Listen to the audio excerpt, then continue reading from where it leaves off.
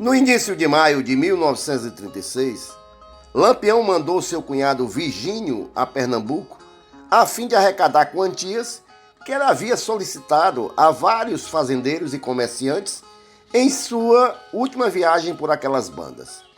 Virgínio viajou com Durvalina e os cabras Serra de Fogo, Moreno, Caiçara, Azulão, Doroteu, Chumbinho e sua mulher Rosalina, além dos garotos Ponto Fino e Jararaca, da família dos Ingrase, que passaram a acompanhar Virgínio depois da morte do tio Cirilo.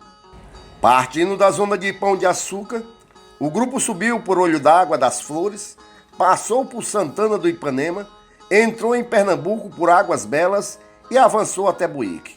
No dia 19, aborrecido porque não atendiam às suas intimidações pedindo dinheiro, Virgínio castrou um rapaz de 22 anos chamado Manuel Luiz Bezerra, conhecido como Mané Lulu, em Morro Redondo, distrito de Catimbau, município de Buíque, tendo como motivo imediato o fato de o rapaz ter se negado a servir de guia para Xilili, alegando que não conhecia o caminho, lugar próximo e por ele certamente conhecido.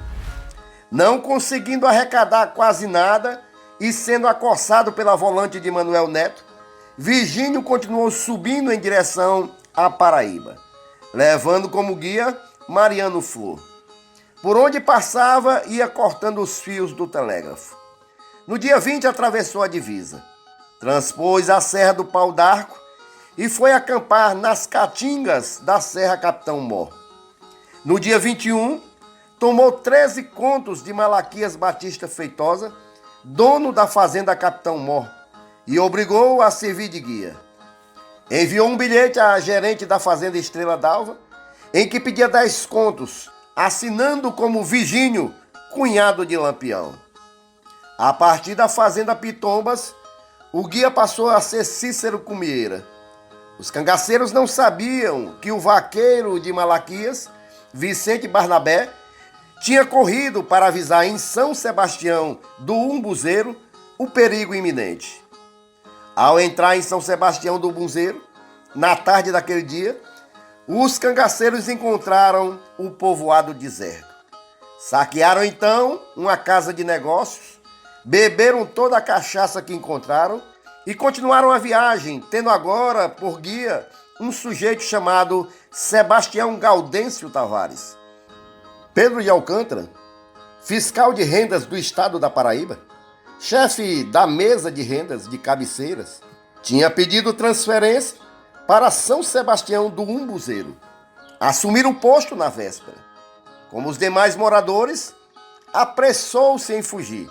Pegou a família e levou-a para a Fazenda Balança, a 1 légua, de seu amigo José Cobra, portando consigo a receita arrecadada na última semana. No caminho, deixou a mulher e os filhos escondidos num coqueiral e foi à casa do amigo. Ao saber do fato, José Cobra despachou um portador para prevenir Sátiro Feitosa da fazenda Ribeirão Fundo. Pedro de Alcântara voltou para o local onde deixara a família. Com ele ia o companheiro Sebastião Barba, vulgo Sebas, guarda fiscal.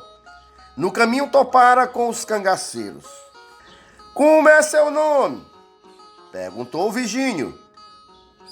Pedro de Alcântara Filho. Você faz o quê? Eu sou negociante de queijo. Mentiu Pedro. E você? Perguntou o cangaceiro ao outro rapaz. Meu nome é Sebas, sou vaqueiro. Esteja preso todos dois. Me leve na fazenda de Zé Cobra, disse Virgínio. Ao chegar à fazenda Balança, Virgínio chamou José Cobra à parte e perguntou quem eram aqueles rapazes que o trouxeram até ali. José Cobra disse que um era guarda fiscal e o outro era chefe da mesa de rendas de Umbuzeiro. Virgínio voltou com o fazendeiro à presença dos presos. Tornou a perguntar a Pedro. Você disse que faz o quê mesmo que eu me esqueci? Eu? Eu sou um negociante de queijo, não é mesmo, Zé Cobra? Disse Pedro de Alcântara, piscando um olho para que o amigo confirmasse. Virgínio percebeu o sinal. Passou um tempão fitando o infeliz. Por fim, rosnou, trincando os dentes. Comprador de queijo o quê, cabra safado? Você não tem mais direito a falar. Ao revistar o indivíduo, Virgínio encontrou o dinheiro da mesa de rendas. Havia dinheiro em tudo que era bolso.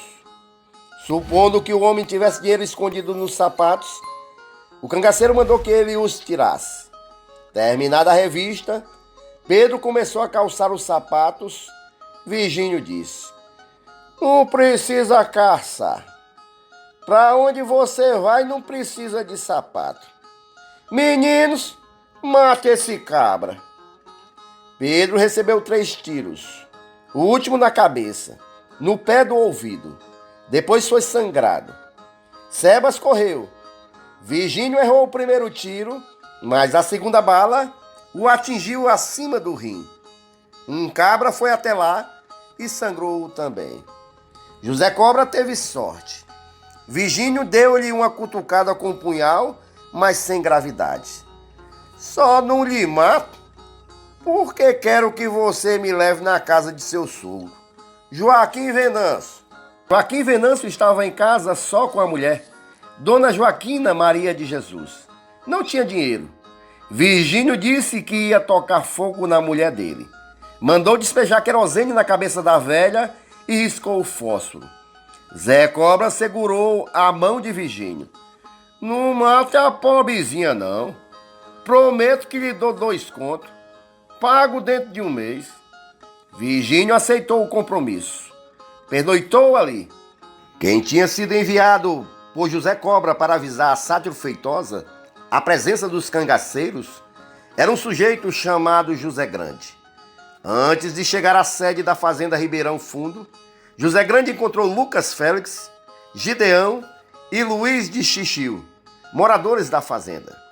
José Grande deu um recado e caiu no mato. Os moradores foram avisar ao patrão.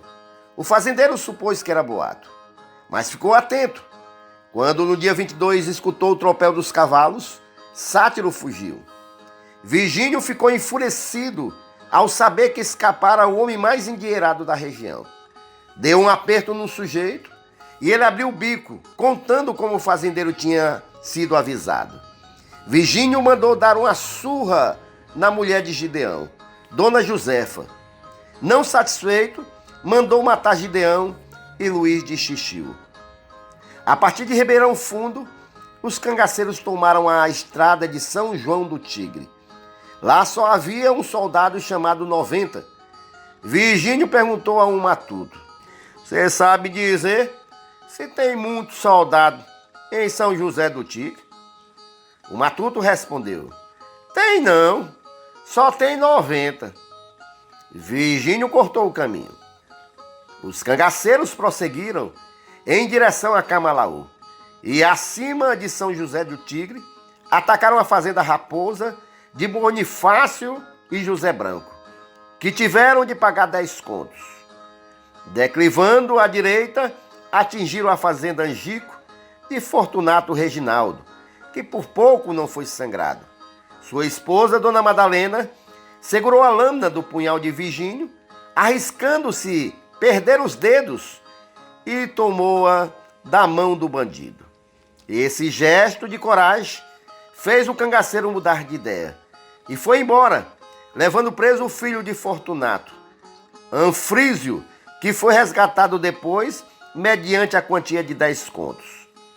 Seguindo a mesma rota, o bando foi acoitar no Riacho do Fundão, ao sul da Serra do Jacarará, na divisa com Pernambuco.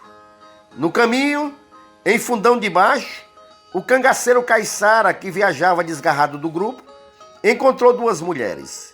Uma delas, Adriana, era negra. O bandido matou a negra e tentou abusar da outra, que se chamava Josefa, esposa de Brasiliano Rodrigues. A mulher enfrentou o cabra com as unhas. Não conseguindo o seu intento, Caiçara matou-a de tiros.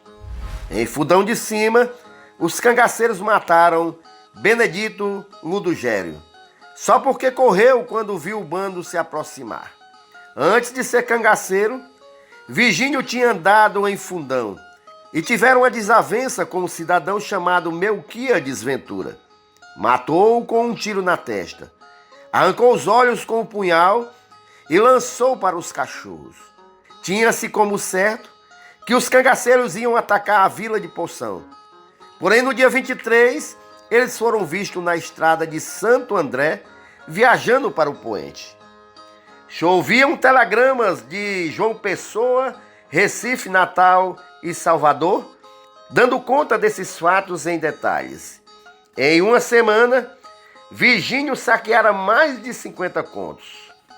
Armou-se então um grande cerco, por forças paraibanas e pernambucanas, compostas de 5 volantes. Virgínio, aluno de Lampião, driblou todo mundo. Na madrugada do dia 6 de junho, voltou por cima dos rastros do Fundão e rompeu as linhas da volante de Manuel Neto. Meteu-se na Serra do Frango e dali tomou a direção para cima, no rumo de Cacimbinha e Pindurão, e evaporou-se. A polícia vasculhou por toda parte durante uma semana, até que desistiu.